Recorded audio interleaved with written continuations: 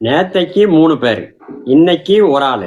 ஆக மொத்தம் 4 பேரு அதிமுகவுல தங்களோட எம்எல்ஏ பதவிய ராஜினாமா பண்ணிட்டு, தமிழக வெற்றிக் கழகத்துல உறுப்பினரா சேர்ந்திருக்காங்க.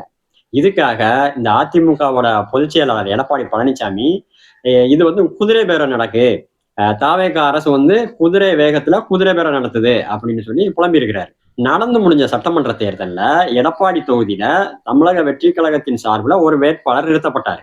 அந்த வேட்பாளரை போட்டியிலிருந்து விலக வைக்கிறதுக்காக இந்த எடப்பாடி பழனிசாமி என்ன பேரம் நடத்தினார் அவர்கிட்ட?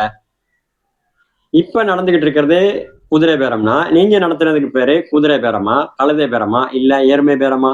அப்போ உங்களுக்கு வந்தா ரத்தம், எங்களுக்கு வந்தா தக்காளி சட்னியா? அப்படின்னுலாம் கேட்க மாட்டேன்.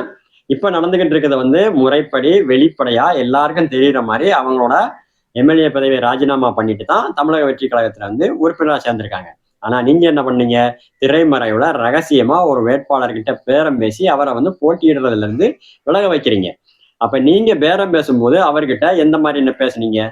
அதனால திரு எடப்பாடி பழனிசாமி அவர்களே, காலம் மாறிருச்சு. அடுத்த தலைமுறை வந்து அரசியலுக்கு வந்துட்டாங்க. அரசியல் அவங்க கைக்கு போயிருச்சு.